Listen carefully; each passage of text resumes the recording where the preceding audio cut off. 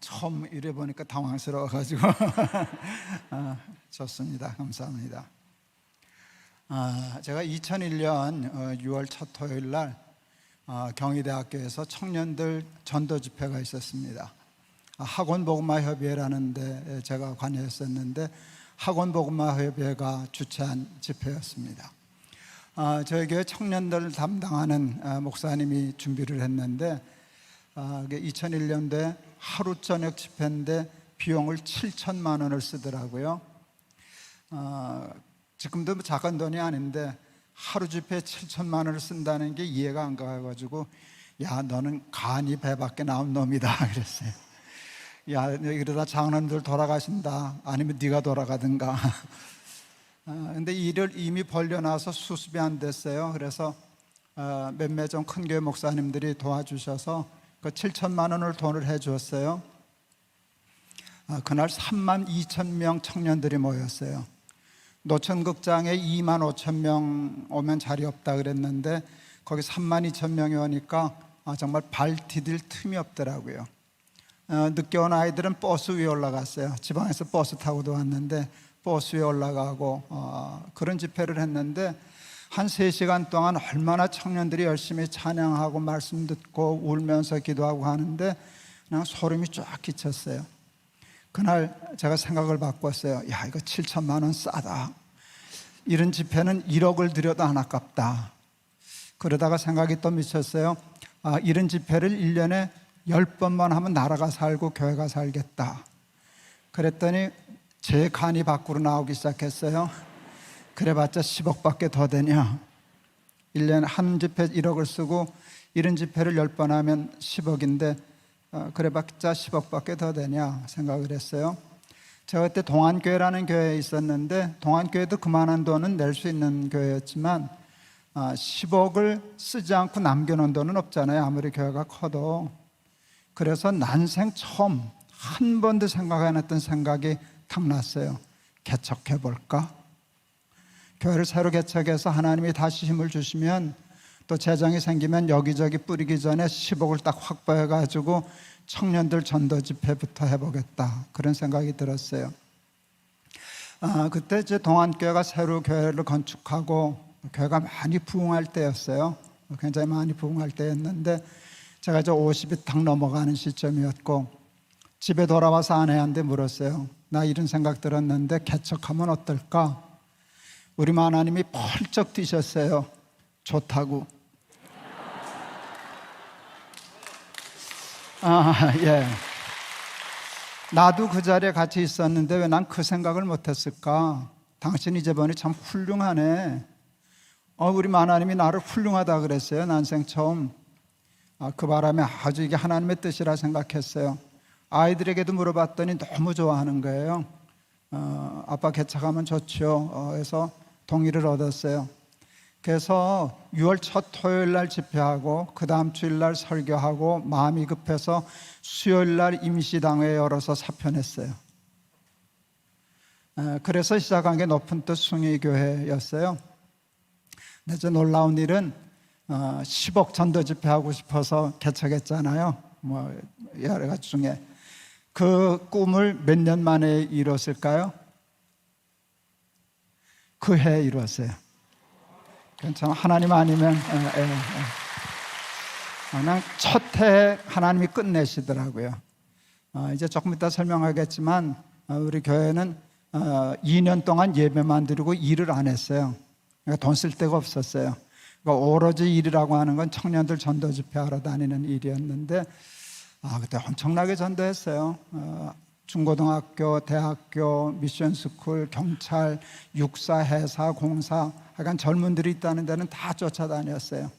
찬양팀 조직에서 월급 주고, 밴드도 다 월급 주고, 장비 트럭으로 2대 사가지고 싣고 다니면서 무섭게 전도했어요.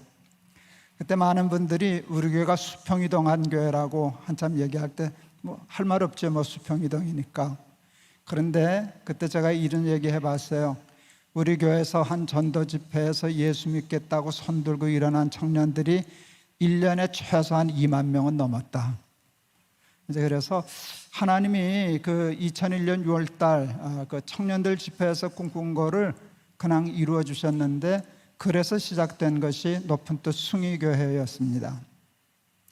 이제 높은 뜻 숭의교회를 몇 달 준비하면서 6월달에 그 집회하고 10월 첫 주일날 개척을 시작했거든요. 몇 달을 기도하면서 준비하는데 하나님이 주신 마음이 좋은 교회였습니다. 좋은 교회. 왜 좋은 교회를 생각했는가 하면, 제가 너무 좋은 교회를 다녔거든요. 제가 복을 참 많이 받았는데 제 복의 근원을 캐면은 청량리 중앙교회라는 교회가 나와요. 제가 초등학교 1학년부터 다녀서 24년 다니고 거기서 교육전도사, 전임전도사, 부목사 했던 교회인데, 저는 너무 좋은 목사님 만나고 교회를 만나고 장로님들, 선생님들 만나고 친구 만난 것이 제 인생의 최고의 복이었어요. 그래서 하나님, 제가 청량리 중앙교회를 만나서 이 복을 받았던 것처럼 높은 뜻 숭의교회를 만나는 교인들이 제가 받은 복을 받게 해주세요.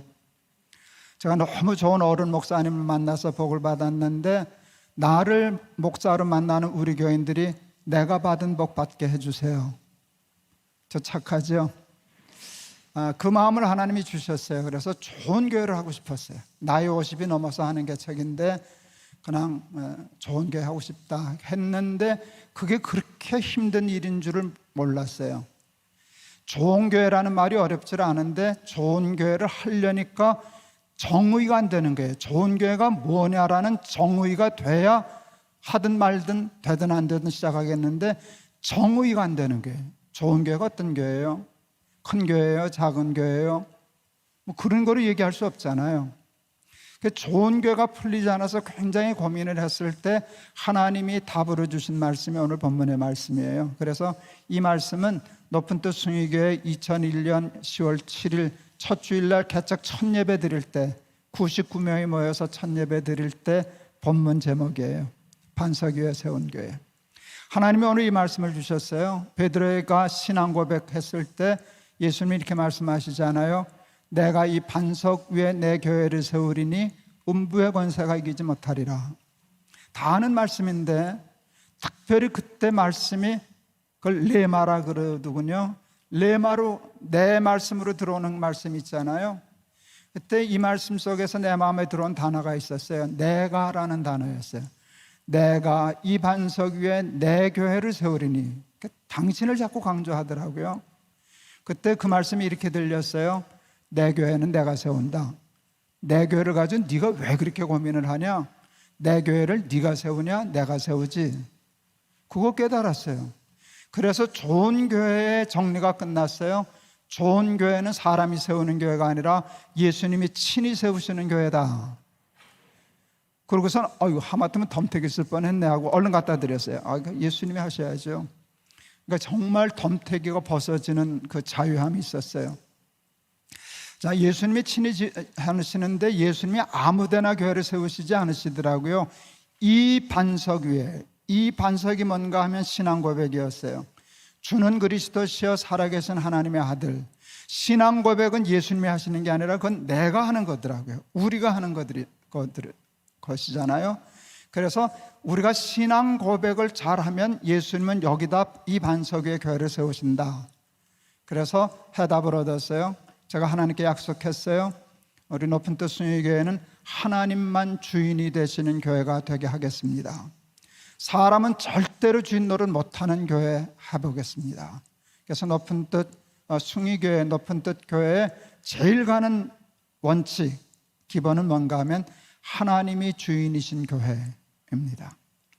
하나님이 주인이신 교회라는 이제 목표를 세워놓고 그것을 실천하기 위해서, 구체적으로 목표를 달성하기 위해서 6가지 구체적인 실천 목표를 세웠습니다. 어떻게 하면 하나님이 주인이 되시나, 오늘 그 얘기를 여러분과 조금 같이 나누려고 합니다. 첫째는 신령과 진정으로 예배하는 교회. 예배가 하나님이 주인 되심을 인정하는 가장 좋은 행위입니다. 예배는 하나님께 드리잖아요. 하나님을 영화롭게 하고 하나님을 찬송하고 하나님의 말씀을 듣고 하는 예배가 살아야 하나님이 주인이신 교회가 되겠다 싶었어요. 저희 교회가 개척하고 만 2년 동안 예배만 드렸습니다. 아무것도 하지 않았습니다. 뭐 직분도 안 임명했고요. 우리가 만 2년 때 한 3,000명 출석했거든요. 굉장히 빨리 성장한 교회 중에 하나인데, 교인이 3,000명 출석할 때까지 저희 교회는 교인을 관리하지 않았습니다. 구역을 만들지 않았어요. 등록을 받지 않았어요. 그냥 와서 예배하는 교회다 그랬어요. 남녀 선교회도 없고, 일이라고 하는 것은 제가 전도팀 이끌고 그때는 뭐 전 세계로 다 다녔어요. 한국도 다니고 찬양팀 끌고 비행기 타고 뭐 호주도 가고 뉴질랜드도 가고 뭐 이제 그러고 다닐 때였으니까 그 일 외에는 일이라는 게 없었어요. 직분도 없었어요. 그러나 교회는 신령과 진정으로 예배드리는 거예다. 그래서 예배에 올인했어요.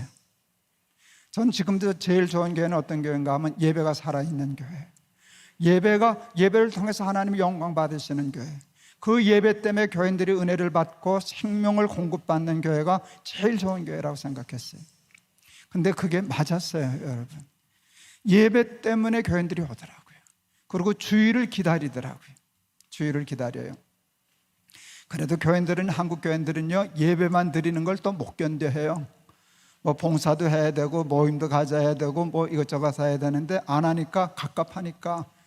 인천에서 다니시던 어떤 여자 교인 한 분이 제 방에 와서, 목사님 구역 좀 만들어 주세요. 심심해 죽겠어요. 그래서 제가 그랬어요. 그냥 반상회 가세요. 그랬어요. 그리고 2년 동안 신령과 진정으로 예배하는 교회. 만나교회는 좋은 교회죠.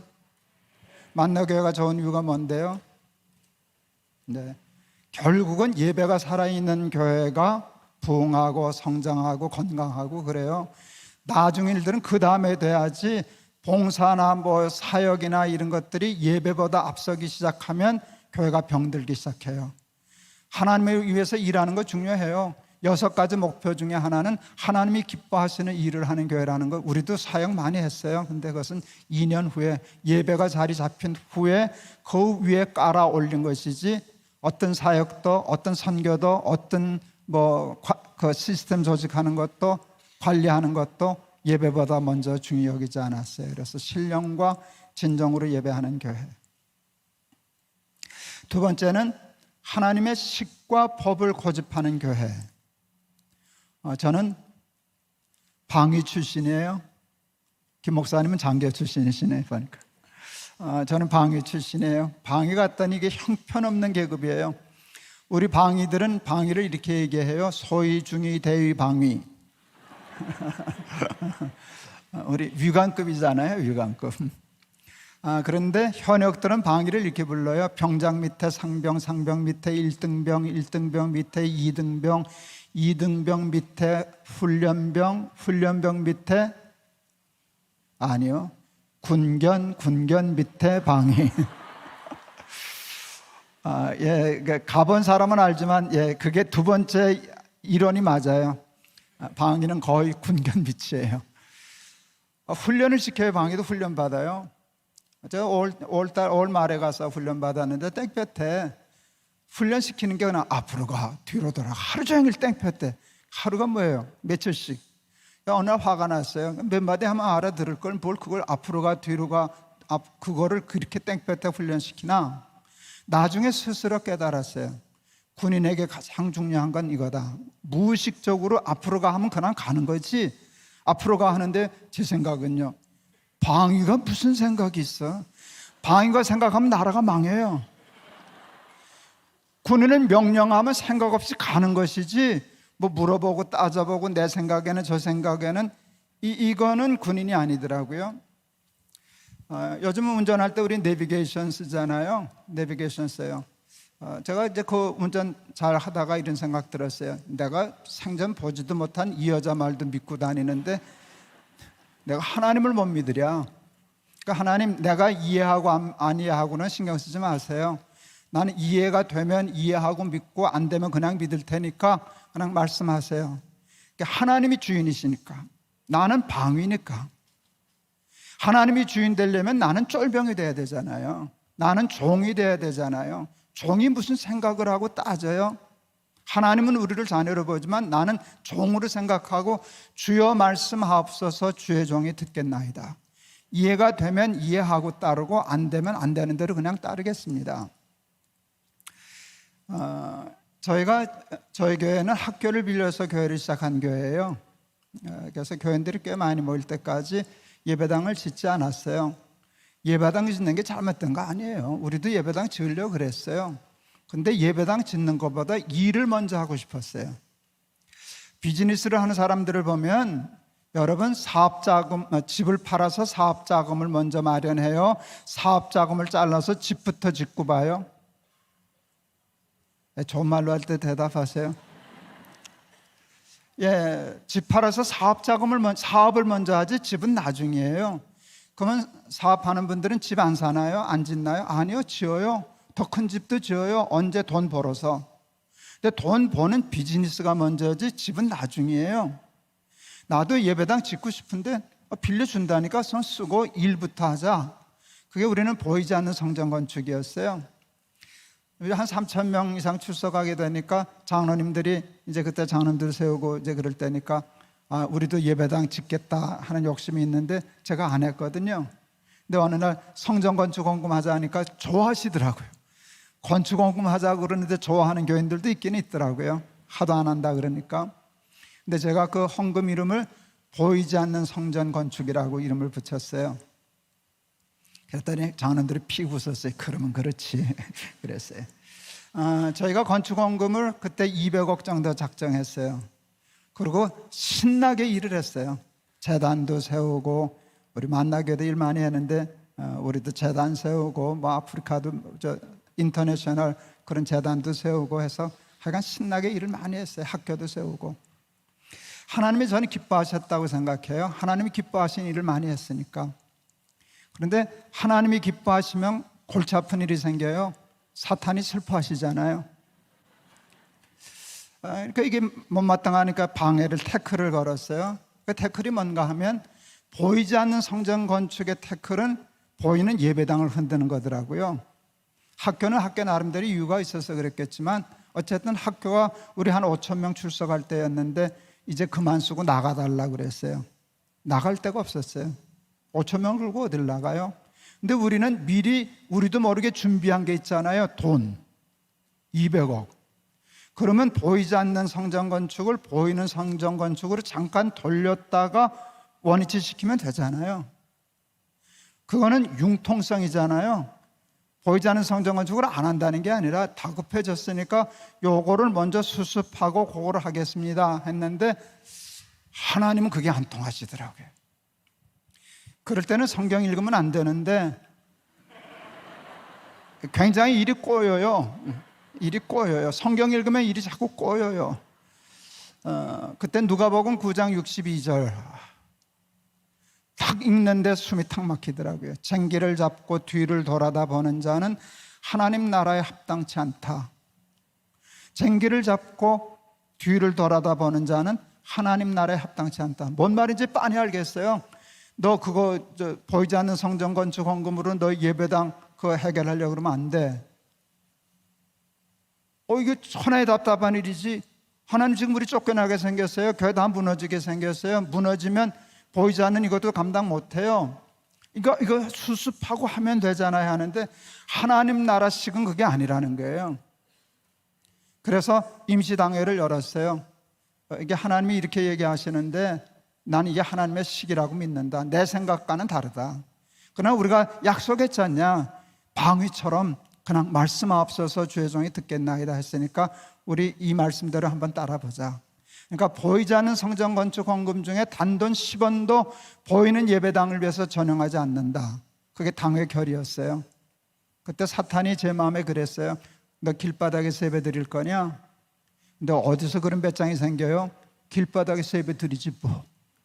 재밌겠네 생각했어요. 그리고 교인들에게 그렇게 광고했어요. 우리 길바닥에서 예배 드릴 거라고. 진짜 길바닥에서 예배 드릴 각오를 했어요. 어른들은 긴가민가 당황했는데 저희 교회는 청년들이 많았어요. 청년이 굉장히 많았어요. 청년 예배 그래도 한 2,000명씩 와 앉았었으니까 좋은데 청년들은 패기가 달라요. 우리 이 하나님의 식을 순종해가지고 보이지 않는 성전과 종금은 건들지 않고 그대로 하고 우리는 길바닥으로 나간다 이랬더니 애들이 소리 지르고 박수 치고 여러분과 같이 괴성 지르고 난리 났어요. 그리고 기도하는데 많은 아이들이 울면서 쫓겨나게 해 주시옵소서 그러더라고요. 예, 그 길바닥에서 예배 드리면 교회 이름 바꾼다고 제가 설교했어요. 높은 또 광야교회. 진짜로 그러려고 그랬어요. 그렇게 되면 광야에는 본래 은혜가 많은 법이다. 그리고 본래 하나님은 꼭 광야를 통과시킨다. 그러니까 광야로 나아가자. 두려워할 것 없이 나가자. 그리고 거기서 하나님이 주시는 만나 먹고 버텨보자. 그리고 보이지 않는 성전은 그대로 가자. 하나님의 식과 법을 고집하는 교회. 그것이 높은 뜻 숭의교회가 하나님이 주인이 되시는 교회 되게 하기 위한 그것이었습니다. 그때 하나님이 거기에 복을 주셨어요. 정말 오갈 데 없어서 진짜 높은 뜻 광야교회로 가게 생겼는데 하나님이 한 서너 달 앞두고 정말 앞이 막막할 때 비사를 얘기하면 그때 뭐 얘기해도 되죠. 연세대학교에서 우리 오라 그랬어요. 우리 학교로 오라고. 또 조금 있더니 숭실대학교에서 우리 오라 그랬어요. 참 감사했어요. 우리가 좀 쓰게 해달라고 그런 게 아니라 우리 학교 와서 예배 드리라고. 근데 교회에 적은 교회예요. 교회 그 주변에 있는 교회들이 못 오게 해서 못 갔어요. 제가 화가 나서 싸우려고 그랬어요. 근데 나중에 알았어요. 하나님의 계획이 있으셔서 막으셨다는 걸 알게 되었어요. 하나님이 갑자기 주신 말씀이 사도행전에 있는 말씀 생각났어요. 오순절날 성령 받고 성령으로 부흥하게 되니까 사탄이 핍박을 가했잖아요. 그 불을 끄려고. 흩으면 불이 꺼지는 줄 알았어요. 사탄이 성령을 받아본 적이 없어서 성령 받은 사람에 대한 이해가 부족했어요. 성령 받지 않은 사람은 뭉치면 살고 흩어지면 죽어요. 근데 성령 받은 사람은 뭉치면 살고 흩어지면 살아요. 그러니까 뭉치느냐 흩어지느냐에 관계받는 게 아니라 성령을 받았느냐 안 받았느냐에 관계 있는 거니까 그걸 초월한 거예요. 흩어놓으면 불 꺼질 줄 알았는데 흩어놓는 바람에 불이 더 붙어버렸잖아요.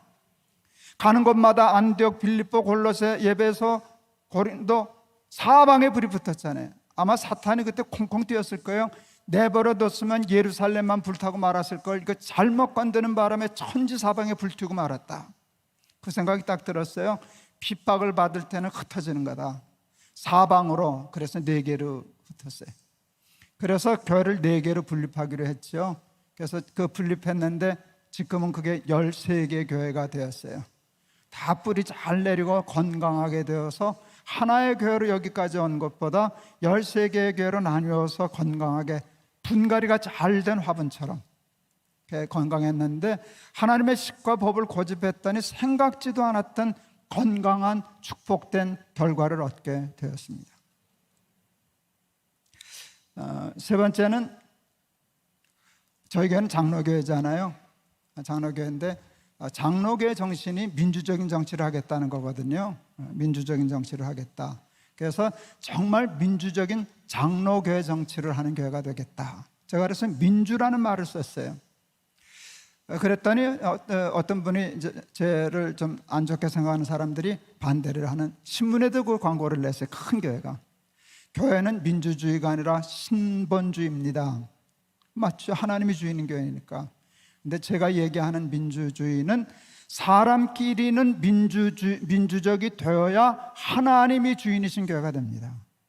그러니까 제가 얘기하는 민주주의는 인본주의적인 민주주의가 아니라 하나님을 주인으로 모시기 위해서 사람끼리는 평등해야 된다는 거예요.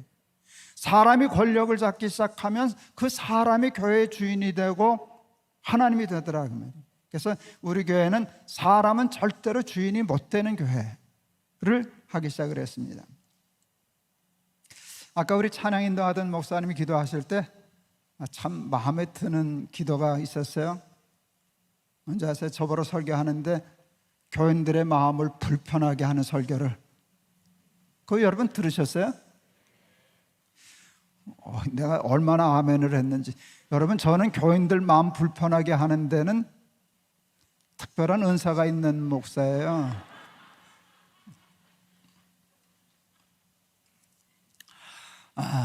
제가 부산에 얘기했네.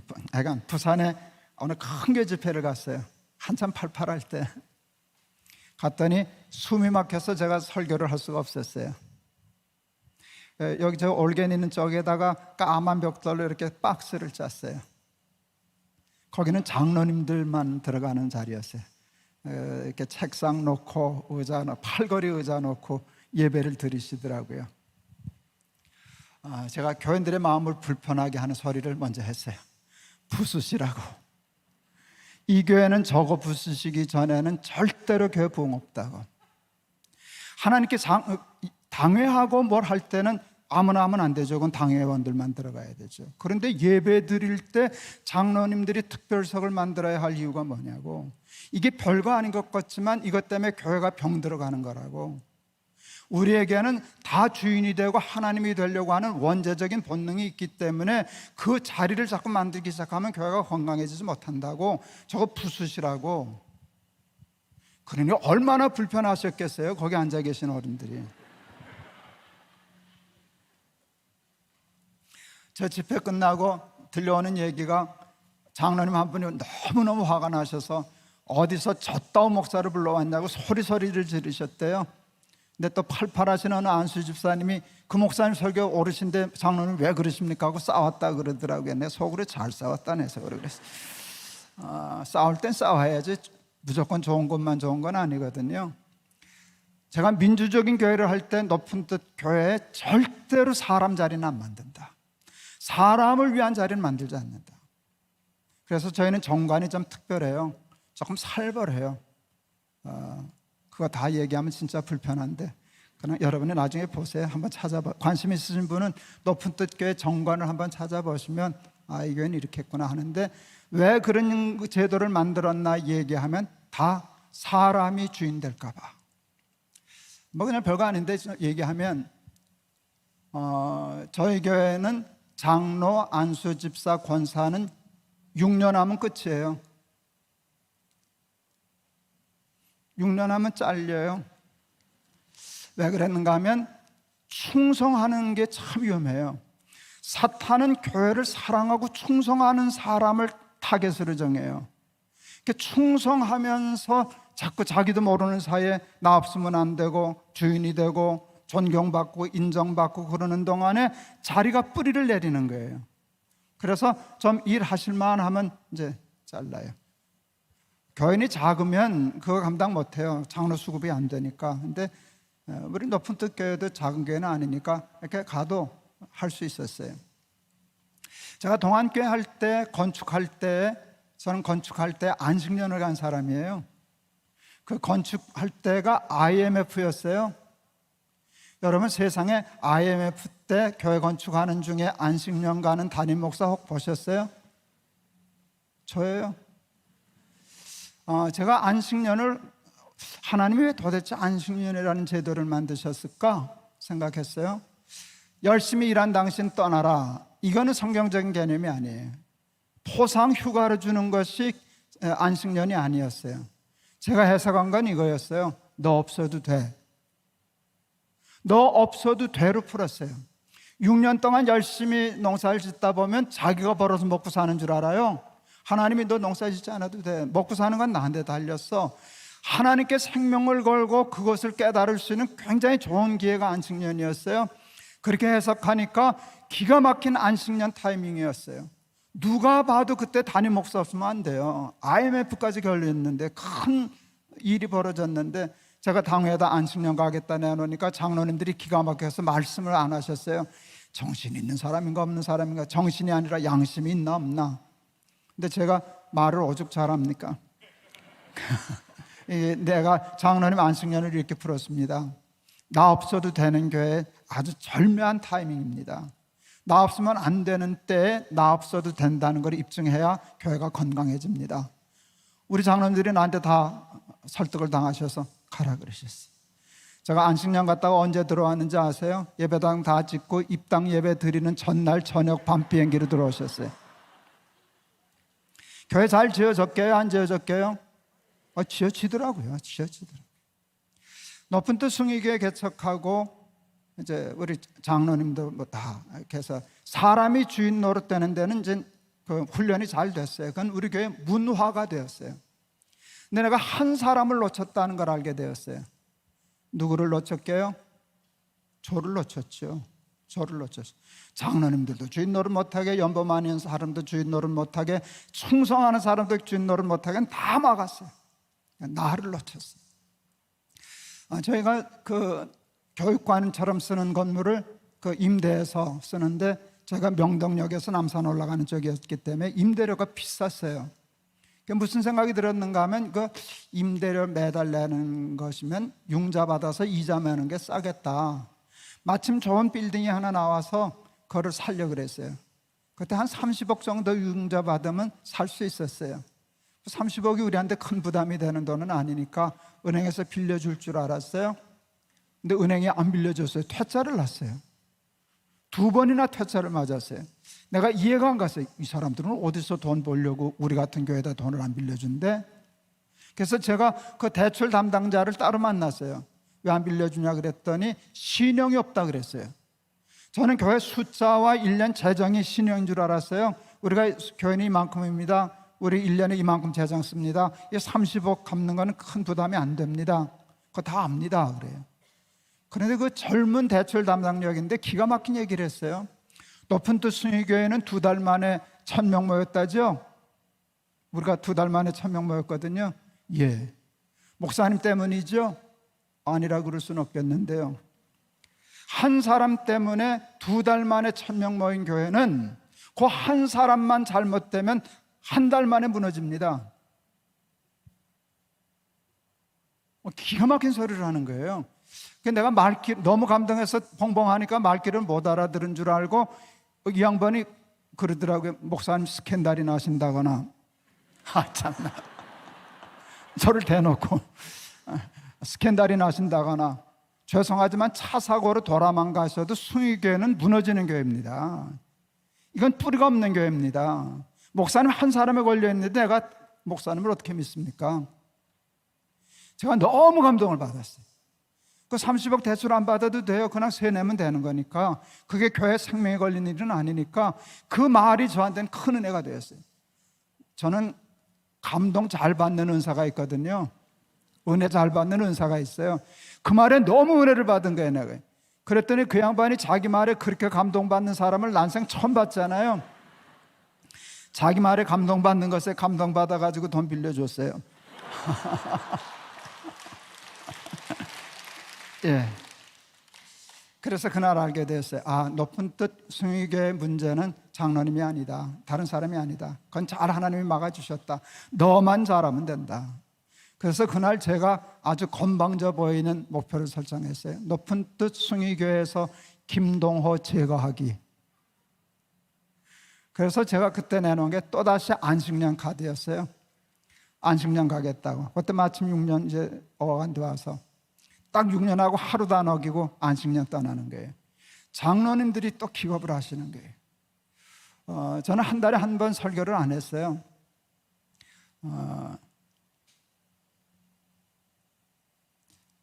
교회는요 담임 목사에게 길들여져요.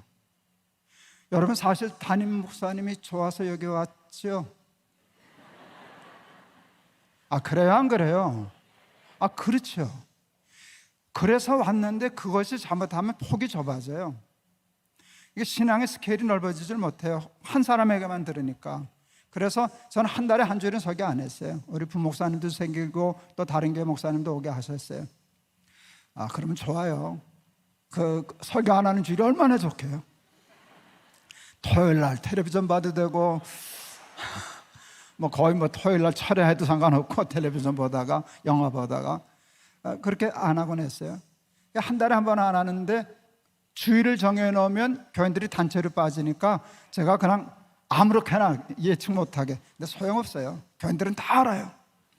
매주일 사무실로 전화 와요. 이번 주일 설교 누구냐고. 김 목사님 설교하느냐 안 하느냐. 그래요. 제가 설교하는 주일은 교인이 많이 올까요? 적게 올까요?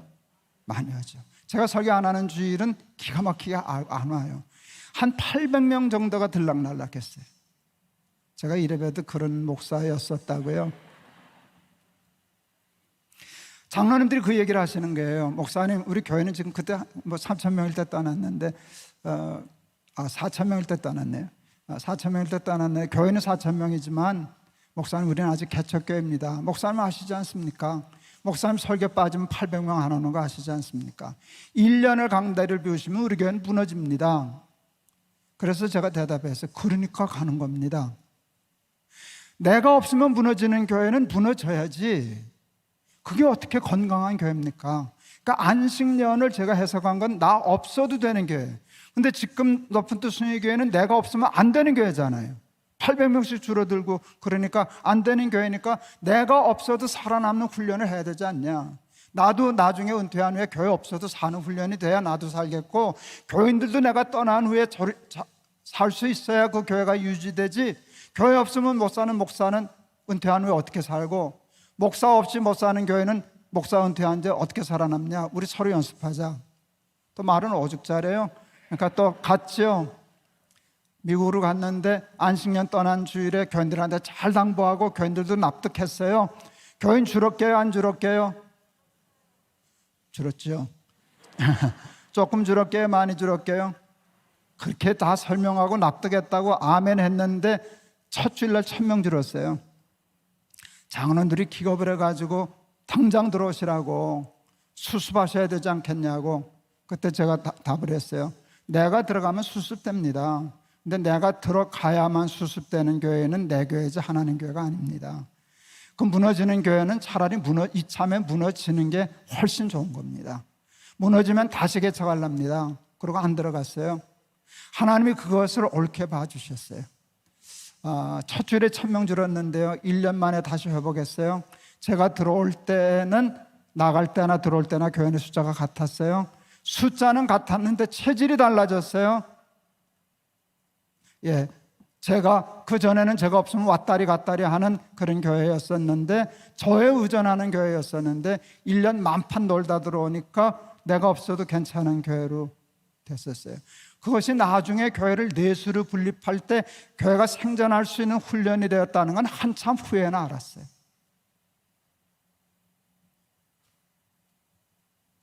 제가 성경을 읽다가 도무지 이거 사실 설교 45분 하라 그런 건데 제가 신경 안 쓰고 하는 거거든요. 오늘은 괜찮잖아요.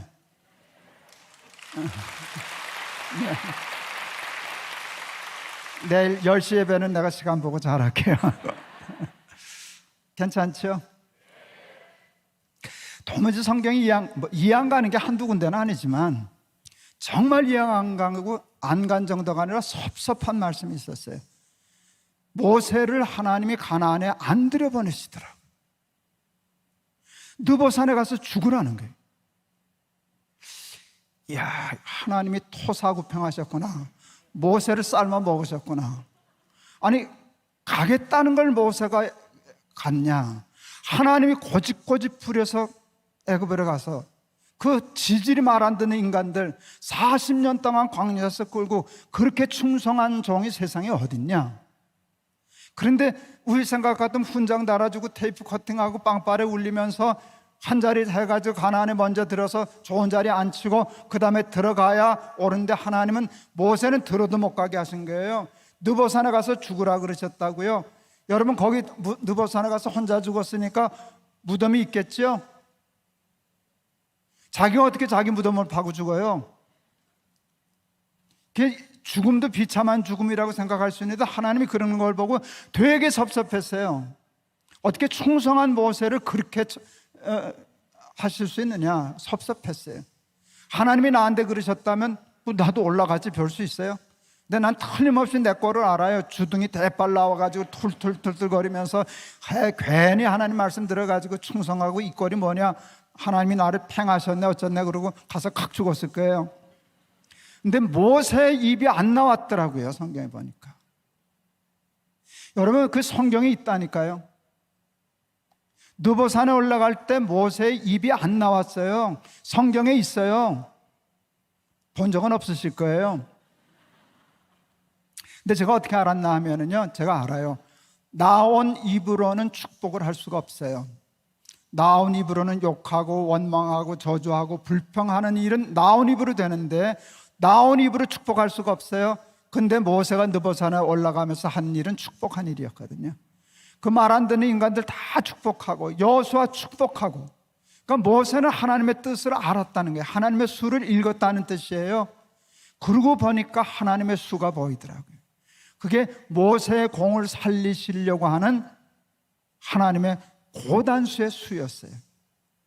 그러고 보니까 보이더라고요. 모세가 만일 가나안 땅에 들어갔더라면, 훈장 달았더라면, 거기 박스 만들어서 좋은 자리에 앉았더라면, 틀림없어요. 사람은 나이 들면, 저도 이제 나이 먹어가는데요, 자꾸 옛날 자랑하고요, 내가 홍해를 건널 때 어쩌고 저쩌고, 여호수아 쟤는 뭐 어쩌고 저쩌고 이러고 노망하고 공 다 까먹고, 죄송합니다, 똥 싸고 뭉개고 냄새 풍기고 그러고 죽는 게 보편적인 거예요. 근데 느보산으로 딱 옮겨 넣으니까 모세의 모든 공은 다 살았잖아요. 그러니 하나님이 영광 받으시고 여호수아 훌륭하게 지도자 역할을 잘 감당하고, 그래서 제가 그때부터 기도했어요. 하나님, 느보산에서 죽은 모세가 되게 해 주시옵소서. 교회를 예수로 나눌 때, 제가 그때 58살이었어요. 저희 교회는 조금 은퇴를 일찍 하는데 65세 하기로 했는데, 그래도 한 7, 8년 남았잖아요. 교회를 예수로 나눌 때 아직도 인기가 남았으니까 내가 4교회 중에 한 교회는 내가 담임을 할 거라고 생각했어요. 월급 받아야 되니까. 근데 하나님이 안 된다 그러셨어요. 깜짝 놀랐어요. 하나님 왜 안 되냐 그랬더니, 야, 네가 맡으면 교인들이 흩어지냐. 그래서 어차피 그만둘 건데 그러면 그만두자 생각하고 담임을 하지 않았어요. 높은 뜻 연합 선교회라는 걸 만들어서 큰 교회가 하던 선교를 흩어놓으면 한 교회는 감당 못하니까 4교회가 회비를 주면 그것을 감당하는 선교회를 제가 몇 년 하다가 끝냈어요. 그래서 담임 목사를 안 했어요. 우리 후배 목사님들한테 4교회를 맡겼어요. 그랬더니 저 가까운 목사들이, 야, 너 그러면 안 돼. 후배들은 좋아하지만 너 그러다 뒷방 늙은이 된다. 여러분, 나이 든 사람이 제일 두려워하는 말 중에 하나가 뒷방 늙은이거든요. 그런데 제가 하나님께 기도했어요. 뒷방 늙은이가 되게 해 주시옵소서. 내가 뒷방 늙은이가 돼야 하나님이 주인이 되시잖아요. 하나님이 그러셨어요. 너 안방 많이 말려고 목회했냐? 너 내가 주인이라 그랬잖아. 내가 주인인 교회가 되려면 너 같은 목사, 저 같은 목사가 먼저 하세요. 그래도 개척해서 그래도 거의 큰 교회 만들었잖아요. 그쯤 되면은 왕노릇 하기 쉬운데 네가 뒷방으로 빠져주는 게 내가 주인인 게 아니냐. 이해가 돼서 기도 많이 했어요. 뒷방 늙은이가 되게 해 주시옵소서 했더니 되더라고요. 일단 머리로 이해가 됐고, 그게 옳다는 게, 섭섭은 하지만 옳다는 게 이해가 됐고, 기도를 하니까 뒷방 늙은이가 되려고 하는 용기가 이만큼씩 생기더라고요. 그래서 무사히 은퇴하게 되었어요. 근데 하나님이 한 번은 체크하셨어요. 이제 은퇴를 했어요. 근데 제가 주일 설교는 한 달에 한 교회에서 이렇게 돌아다니면서 순회 설교는 했어요. 할 때도 교인들이 재밌어요. 너는 어느 교회 갈 거냐, 어느 교회 갈 거냐 하는데 교인들이 교회를 안 정하더라고요. 왜 안 정하냐 그랬더니 자기는 따라다닌대요, 나를. 4교회를 다니면 그냥 이렇게 따라다니겠다고. 제가 한마디로 딱 쫓았어요. 우리 교인들 고맙다고, 나 그렇게 좋아해 주는 거 고마운데 나 따라다니면 천당 못 갑니다. 이 다음에 하나님 앞에 서면 너는 내 교인 아니다, 너 김동호 교인이지. 네가 언제 나 믿고 다녔냐, 김동호 믿고 따라다닐지. 왜 천당은 김동호 보내달라 그래라, 왜 나한테 와서 저러고 있냐. 그 무서운 말이잖아요. 그날로 싹 깔렸어요. 그래서 교회가 쫙 갈렸어요. 수요 예배를 갈 때는, 수요 예배는 제가 설교 안 하니까 아무 교회나 이렇게 다녀요.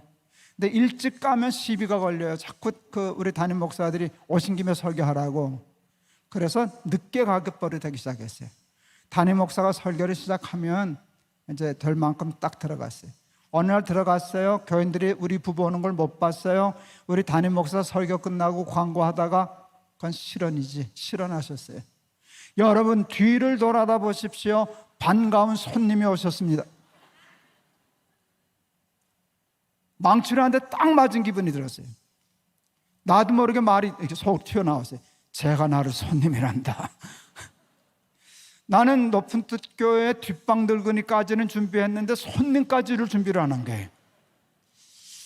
내가 얼마 전까지 갑이었고 지가 을이었고, 내가 갑이어도 보통 갑이었나 슈퍼 울트라 짱 갑이었는데, 내가 을까지는 준비를 됐는데, 을은 준비하려고 준비를 했는데, 우리 이 친구 목사가, 우리 후배 목사가 나를 병 취급도 안 한 거잖아, 손님으로.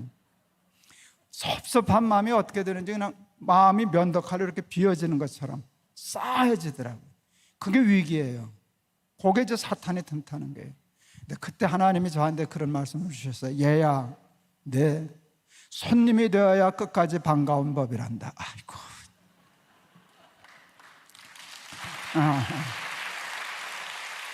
손님이 되어야 끝까지 반가운 법이란다. 너 얼마든지 주인 노릇 할 수 있어. 다른 데서는 몰라도 네가 만나교에서는 맹못 쳐도 높은 뜻 교회에서는 그래도 힘 있지 않냐, 공이 있지 않냐. 그러니까 너 얼마든지 그럴 수 있는데, 그러면 교인들이 안 반가워해. 저 형아 왜 자꾸 우리 교회 온다냐.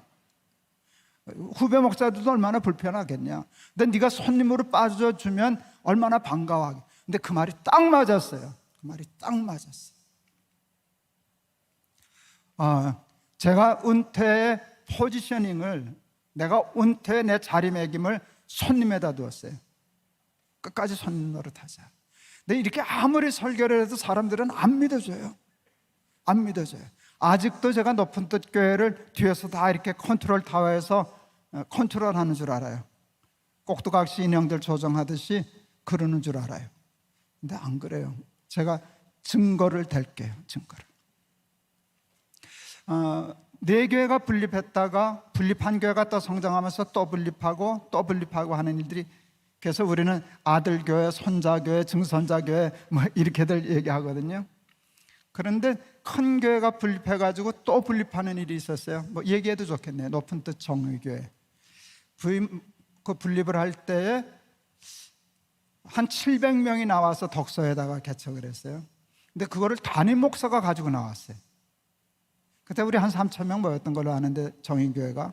그러면 한 2,000여 명이 그 본교회를 남고 한 700~800명을 떼서 나가는 건데, 담임 목사가 있고 다른 부목사 하나 누구 내보내도 되잖아요. 700명도 큰 교회인데. 근데 담임 목사가 나갔어요. 그러니까 여기 새로운 담임 목사를 청명하게 생겼어요. 근데 그런 정신으로 분립하면 성공해요. 담임 목사가 작은 교회를 맡아서 나가면 살고, 본교회는 본교회에 힘이 있기 때문에 살고, 둘 다 잘 살았어요. 문제는 이거예요. 높은 뜻 정의교회가 새로운 담임 목사를 청빙할 때 그 높은 뜻 교회 장로님들이 저한테 와서 의논했게요, 안 했게요? 했게요, 안 했게요? 안 했게요. 안 했어요. 섭섭했게요, 안 했게요? 이게 중요하지. 섭섭했게요, 안 했게요? 했게요. 섭섭했어요. 저는 준비했어요. 그래도 나한테 와서 물어보겠지. 누구 추천해달라 그러겠지. 또 누구 정하면 와서 물어는 보겠지. 그때 나는 답을 풀고 있었어요. 나한테 물어보면 안 돼. 난 거기 개입 안 해. 근데 이 근사한 답을 준비를 했는데 물어봐야 대답을 하지.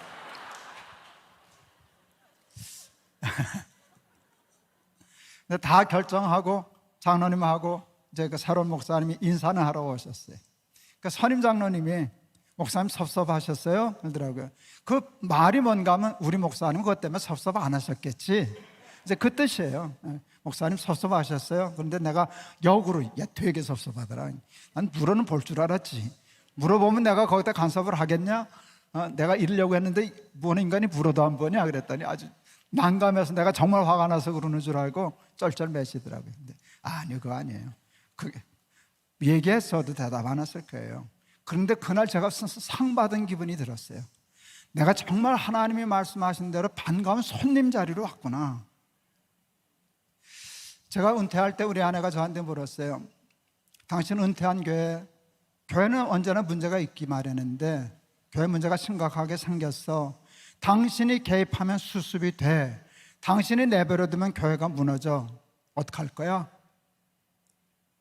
그래서 제가 안 한다 그랬어요. 교회가 무너져도 나는 개입 안 한다 그랬어요.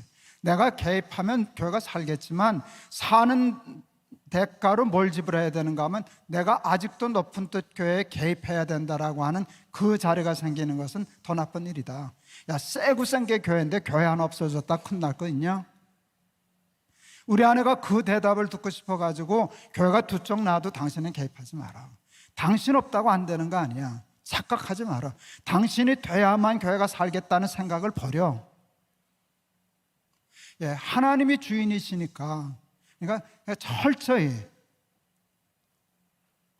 교인을 불편하게 하라 그랬는데 김 목사님을 불편하게 하고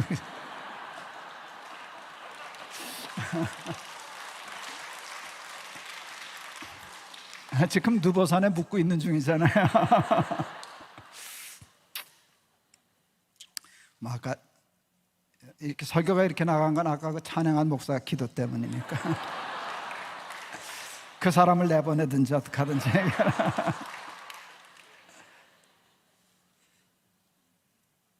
예.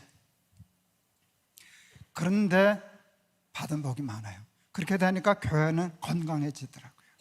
위태위태할 때도 있고 좀 비바람이 부는 때도 있는데 끝까지 하나님이 살리신다. 하나님의 교회지. 나 없다고 안 되냐? 내가 없어도 돼야지. 밤낮 내가 있어서 되는 교회를 하면 그것은 하나님의 교회가 아니다. 그래서 연보 많이 냈다고 주인 노릇하지 말아라. 장로, 집사, 권사로 충성했다고 주인인 줄로 착각하지 말아라. 저희 교회도 충성하는 교인들이 많아요. 멀리 지방에서 다니는 젊은 집사가 있었어요. 굳은 일이란 굳은 일은 다 자기 일이라. 정말 귀한 집사이지. 어느 날 저한테 칭찬받고 싶어서 인정받고 싶어서 저 죽으면 하나님 손해죠. 뭐 자기 죽으면 하나님 손해라고. 내가 그래서 장난기가 발동했어요. 야, 김 집사, 너 그것 때문에 아직도 못 죽었냐? 야, 걱정하지 말고 죽어. 걱정하지 말고 죽어. 나 장례 전문이다. 너. 내가 영락교에 있었지 않냐? 얼마나 교인이 많은지 하루에 4가정을 파묻었어. 너 같은 건 눈 감고도 파묻었네. 아직도 잘 살아서 다니네. 장난 같은 말이지만 이게 장난이 아니에요. 충성하는 사람을 하나님이 내버려 두지 않아요. 네가 얼마나 수고했냐? 너 없으면 만나교회가 됐겠냐? 네가 얼마나 헌금을 많이 했냐? 얼마나 충성했냐? 그러니까 너 뭐 그만큼 했으면 너 이만한 대접받는 건 당연한 일이야. 인간적으로 맞아요. 근데 그렇게 되면서 교회는 약해지더라. 중세교회가 타락한 것은 교황이 생긴 거 아니에요. 교황의 권력이 왕보다 높아지니까 교회는 약해지더라고요. 느보산에 죽은 모세 때에는 교회가 부흥하고 하나님의 나라가 왕성하더니 사람이 살기 시작하면 교회는 약해지는 것이. 하나님이 주인이신 교회가 반석 위에 세운 교회예요. 목사 위에 세운 교회는 아니에요. 장로 위에 교회를 세울 수는 없어요. 우리들의 헌신과 봉사 위에 교회를 세우는 것은 아니에요. 우리는 주는 그리스도시요 살아계신 하나님의 아들이십니다라는 신앙 고백이 살아있는 교회가 예수님 오실 때까지 살아남는 건강한 교회가 될 줄을 믿고, 그런 교회는 다니는 사람마다 복을 받고 승리하고 성공하는 그런 역사가 계속될 줄을 믿습니다. 시간 제한은 풀렸으니까 하나 더 얘기하죠. 하나님의 주인이신 교회가 되기 위해서 교인들을 훈련시키고 싶은 게 있었어요. 그것은 11조와 희년 정신을 강조하는 교회 하겠다는 것이었어요. 어느 날 하나님이 제 돈 지갑에 눈독을 들이신다는 불길한 느낌을 받았어요.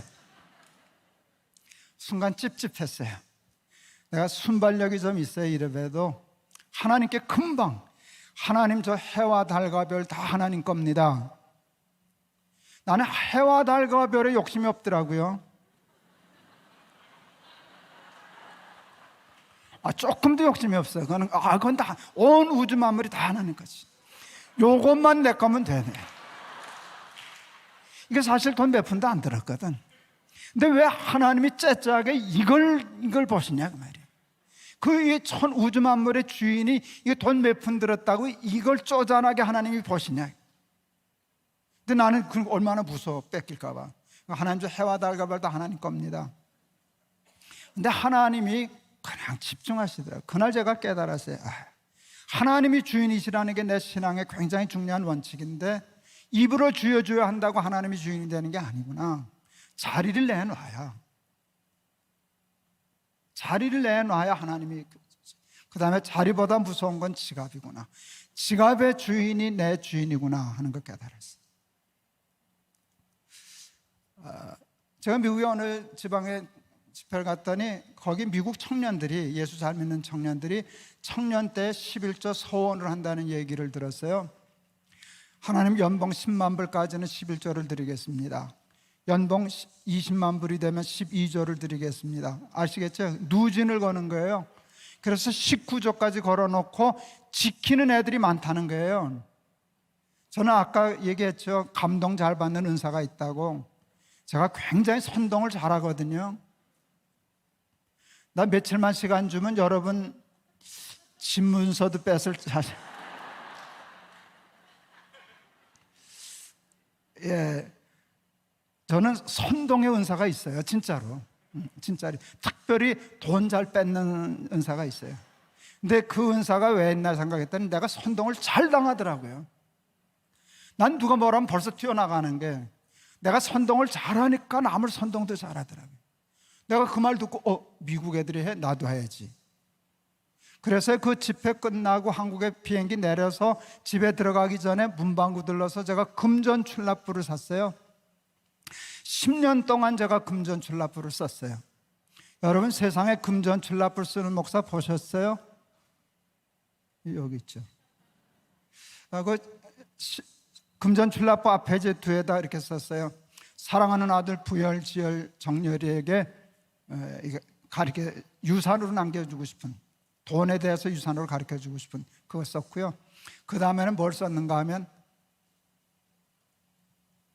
여러분, 제가 교회 목사치고는 돈이 넉넉했던 목사인 거는 좀 아시겠죠? 그렇잖아요. 교회에서 월급 주지, 작은 교회가 아니니까 월급 주지. 저 책 많이 썼거든요. 그리고 제 때가 책이 팔리던 시대였어요. 예, 엄청 팔았어요. 엄청 팔았어요. 인쇄만 해도 엄청났어요. 그냥 막 얘기해도 되죠? 예, 아파트 몇 채는 샀을 거예요. 예, 그랬죠. 어디 가면 또 강사비 받아오시. 목사님 강사비 주시나요? 약간 물어보고 와야 되는 건데. 예. 그러니까 제가, 쉽게 말하면 보통 사람의 세목 이상이 들어오는 거죠. 보통 목사가 아니지. 예, 이제 그렇게 되는데, 그래서 하나님께 약속했어요. 얼마가 들어오든가 상관 안 하고 하나님, 나는 나 쓸 만큼만 쓰겠습니다 하는 약속을 했어요. 그래서 제가 목표를 정한 게 있어요. 그 대신 저는 충분히 이게 되니까 원로는 안 하겠습니다. 그 대신 저축해가지고 제가 연금 들고 해서 사겠습니다. 그 계획을 다 뽑고 해서 하여간 집도 하나 있어야 되고 다 해서 다 뽑았어요. 그러고는 한 달에 얼마를 벌면 얼마를 내고 하는 거를 제가 약속을 했어요. 첫 해 해보니까 그 약속대로 하니까 10에 5.5조를 내가 쓰고 4.5조를 헌금했더라고요.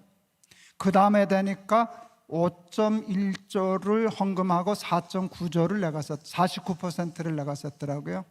3년 되는 해에 결산을 해보니까 70%를 헌금하고 30%를 내가 썼어요. 근데 돈이 쪼들려서 혼났어요. 그 해는. 왜 70%까지 갔는가 하면, 아까 그 건물, 우리 교육관 건물 살 때 결국 샀잖아요. 그래서 우리도 건축원금 작정했거든요.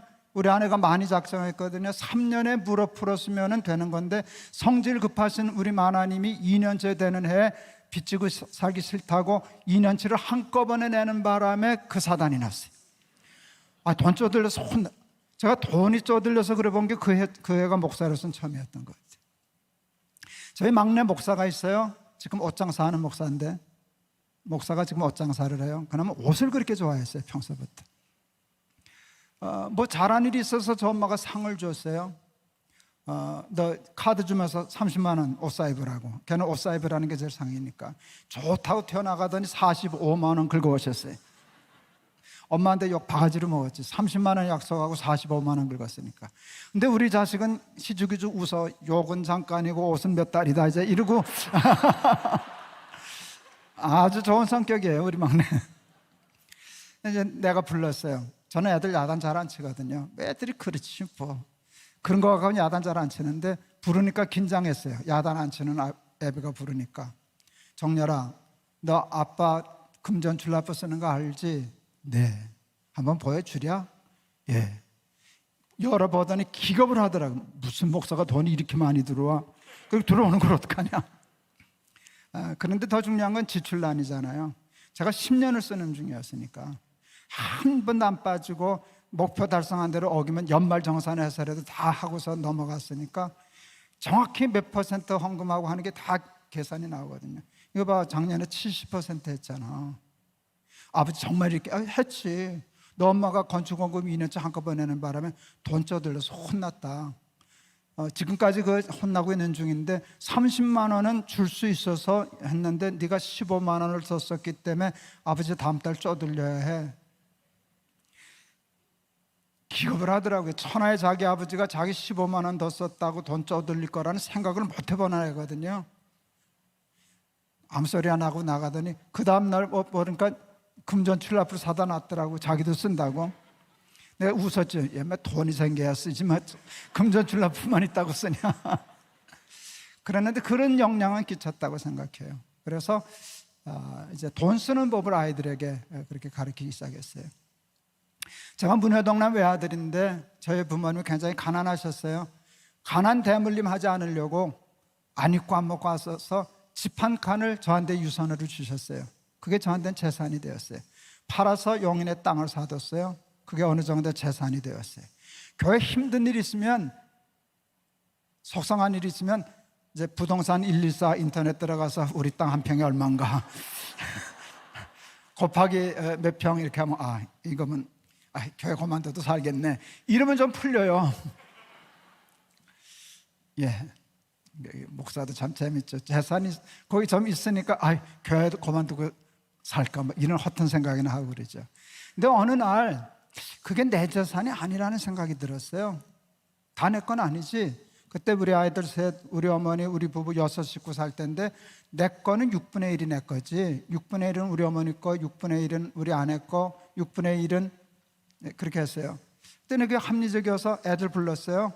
우리 재산이 이만큼 된다. 6분의 1은 아버지 거고 6분의 1은 네 거야. 내가 주는 게 아니라 본래 네 거야. 그 몫을 정해줬어요. 애들이 되게 좋아하더라고요. 그랬는데 그 다음날 새벽 기도가 딱 됐는데 하나님이 난 그러셨어요. 말귀를 못 알아들었어요. 뜬금없이 난 그러시니까 네 그랬더니 아버지라면 왜 네 식구가 6이냐 7이지 왜 6분의 1이냐 자기 몫이 빠졌다는 거예요. 아버지라고 부르지를 말든가 이 자식아 부르려면 내 몫을 주든가. 그래서 얼른 이거 계산 잘못했습니다. 7분의 1입니다 하고 애들한테 와서 얘기했더니 애들이 웃더라고요. 하나님께 드려야지. 그래서 정말로 7분의 1을 생각했어요. 그게 너무 기뻤어요. 하나님 앞에 7분의 1, 그래도 재산의 7분의 1은 작은 돈은 아닌데 그게 아깝지 않더라고요.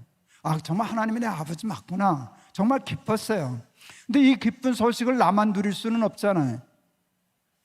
교인들 불편하게 해드려야지. 그런데 그렇게 실천하면 n분의 하나님 앞에 내가 번 돈의 n분의 1 하나님 몫으로 돌리면 그게 희년의 실천이 되겠구나 하는 생각이 들었어요. 그래서 그 다음 주일날 희년 설교를 하면서 n분의 1 하나님께 드리자고 그럴 때 캥기는 사람들이 있었어요. 우리 교회도 제법 부자가 있었거든요. 부자들은 이 설교 들으면 도망간다. 다 튄다. 아니나 다를까 그 설교하자마자 그 다음 사무실에 우리 교회 제일 부자 장로님 찾아오셨어요. 난 이제 간다는 줄 알았어요. 근데 안색이 안 나빠요. 얼굴이 좋으셔요. 자네 어떻게 오셨어요? 그랬더니 목사님 지난주 설교 너무 좋았습니다. 아니 그 설교가 좋았다고요? 장로님은 많이 뺏겨야 되는데 부자니까 n분의 1. 그랬더니 그 장로님 말씀이 재밌어요. 높은 뜻 승희 교회 하면 다 뺏길 줄 알았죠. 뭐 그랬더니 n분의 1만 내라니까 너무 좋다는 거예요. 자기도 써도 되고 아들도 줘도 되고, 그건 너무 합리적이라고. 그런 설교 좀 많이 하시라고. 그랬어요. 그래서 그때 무슨 바람이 불었는지 우리 교회 장로님들이 은혜를 많이 받아가지고 공개 유언장들을 쓰시기 시작했었어요. 절반을 하나님께 드리겠다, 죽으면 3분의 1 하나님께 드리겠다. 근데 이 양반들이 죽어야 받지. 아직도 안 죽었어요, 우리 장로님들.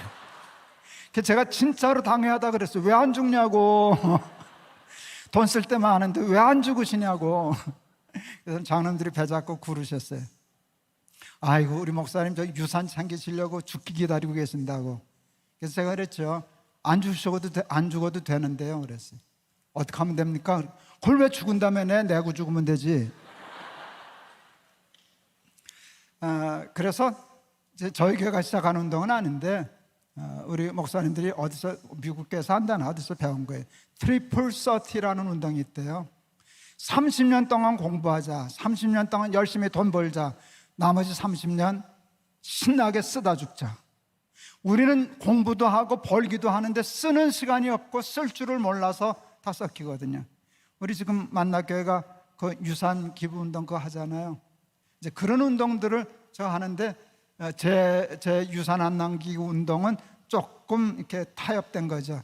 다 뺏지 말고 n분의 1만 뺏자. 그렇게 해서 돌아가도 세상이 한결 좋아지지 않겠냐. 이제 그렇게 했었는데, 교인들한테 그거 가르쳐 주고 싶었어요. 왜 그런가? 돈의 주인이 하나님이신 거를 알아야 그게 하나님이 신앙이지, 이거는 내 건데요, 이건 내 마음대로 쓸 건데요, 그렇게 하면 이게 내 주인이지 어떻게 하나님이 내 주인이겠나. 그래서 교인들에게 11조 가르치고 신현정신 가르치고, 하나님 앞에, 그래도 하나님 앞에 자기 재산의 몫은 드릴 줄 아는 사람 되는 것이 하나님이 주인이신 교회가 되겠다 싶었어요. 이제 끝날랍니다. 예수님이 베드로에게 약속하셨어요.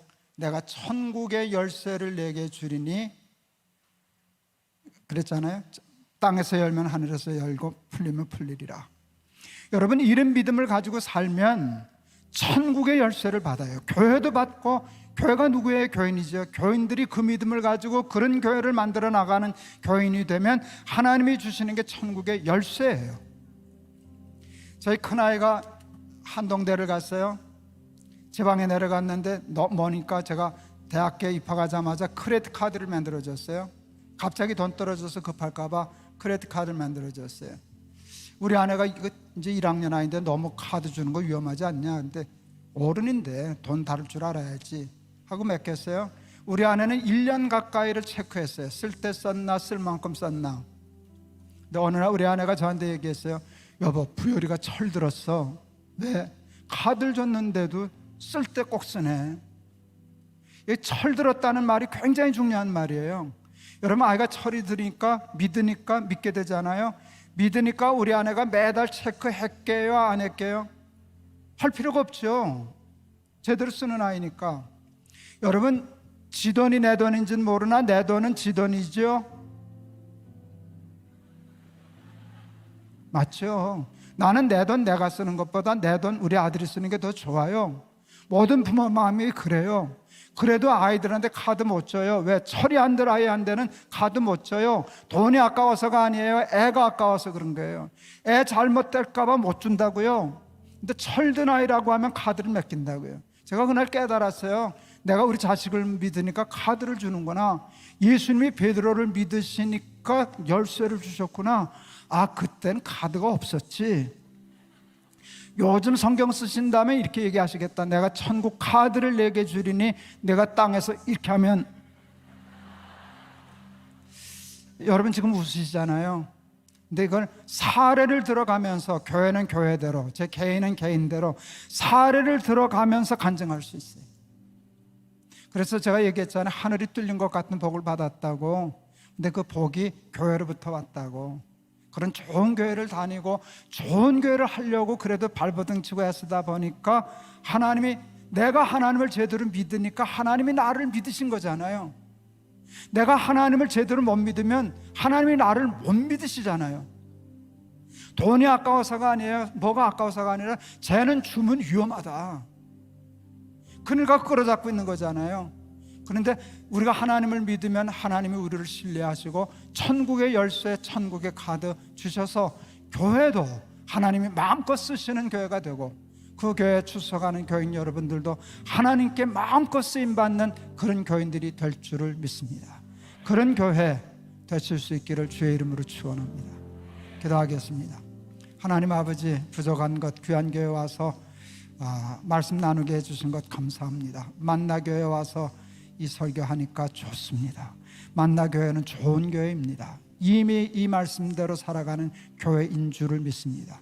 끝까지 이 말씀을 지켜서 하나님만 주인이 되시는 교회가 되어 반석 위에 세운 교회가 되게 하시고, 천국의 열쇠를 받는 교회, 또 교인들 되게 하셔서 많은 사람들과 세상 사람들에게 간증이 되는 만나교회 되게 하여 주시옵소서. 예수 그리스도 이름을 받들어 기도하옵나이다. 아멘. 내일은 짧게 할 테니까 오세요.